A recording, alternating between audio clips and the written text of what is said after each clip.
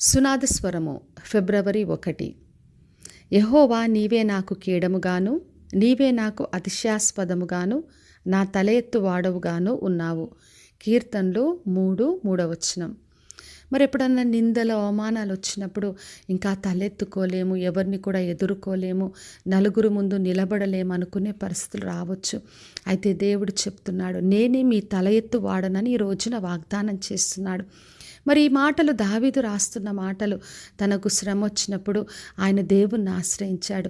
యెహోవా నీవే నాకు కేడము, నీవే నా అతిశయాస్పదం, నా తల ఎత్తువాడవు నీవే అని చెప్పి దేవుని దగ్గర మొరపెట్టి విడుదల పొందుకున్నాడు. అందుకే మనకి ఎటువంటి వ్యతిరేకత వచ్చినా, నిందల అవమానం వచ్చిన సిగ్గుతో మనం ఉండకుండా దేవుణ్ణి ఆశ్రయించినప్పుడు ఆయనే మన తలను కప్పుతాడు. ఆయనే మనల్ని తల ఎత్తి నిలబెట్టి నడిపించే దేవుడు. ఆయనే మనకు కేడముగా మహిమగా ఉండే దేవుడై ఉన్నాడు. మరి యోసేపు జీవితం మనం చూసినప్పుడు అన్నదమ్ములందరూ కూడా ఆయనను మరి అసహించుకొని బానిసగా అమ్మివేశారు. అయినా కూడా యెహోవా దేవుడు ఆయనకు తోడుగా ఉన్నాడు. అక్కడున్న పనిలో ఆయనను హెచ్చించాడు. తన కటాక్షమును కనికరమును దేవుడు చూపించాడు. అన్యాయంగా ఆయనను చెరసాల వేసిన అక్కడ కూడా దేవుడు ఆయనకు తోడుగా ఉన్నాడు. మరి ఆయనను గొప్పగా హెచ్చించిన దేవుడు మరి ఒక్క రోజులోనే ఆ దేశం పైన అధికారిగా ఆయన నిలబెట్టాడు. ఎక్కడైతే అవమాన నింద పొందవలసిందో ప్రతి ప్రదేశంలో దేవుడు ఆయనను ఘనపరిచినట్టుగా మనం చూస్తాం. అందుకే దేవుడు మనకు తోడుగా ఉన్నప్పుడు మనం ఉన్న పరిస్థితి ఏదైనా ఒక బానిసగా పనివారిగా ఉన్న, ఒక ఉద్యోగ స్థలాల్లో ఉన్న, ఎక్కడున్నప్పటికీ వ్యతిరేకమైన పరిస్థితులైనా కూడా దేవుడు తోడుగా ఉండి హెచ్చించే దేవుడు.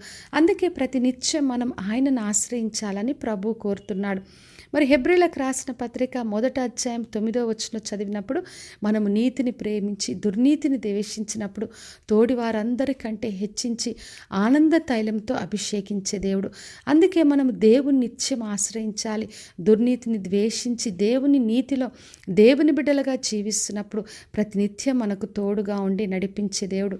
అందుకే నా ప్రియ సహోదరి సహోదర, దేవుని ఆశ్రయిద్దాం. యేసుక్రీస్తు ద్వారా ప్రతి అవమానం నింద తొలగించబడుతుంది. ఎటువంటి పరిస్థితి అయినా ఆయన రక్తంలో కడిగి పవిత్రపరిచి ఆయన మనల్ని రాజైన యాజక సమూహంగా నడిపించే దేవుడు. కాబట్టి విశ్వాసంతో ఏ స్థితి అయినా ఆయన చేతికి అప్పగించి ఆయన నుండి గొప్ప ఘనతను ఆదరణను పొందుకుందాం. ప్రార్థన చేసుకుందాం. పరలోకమందున్న మా తండ్రి, మా దేవ, ఈరోజు ఇచ్చిన వాగ్దానం కొరకే వందనాలు తండ్రి. మీరే కేడముగా, మీరే మహిమగా, మీరే అందరి తల ఎత్తువాడుగా ఉన్నందుకు వందనాలు. వినుచున్న ప్రతి ఒక్కరిని దీవించి ఆశీర్వదించండి.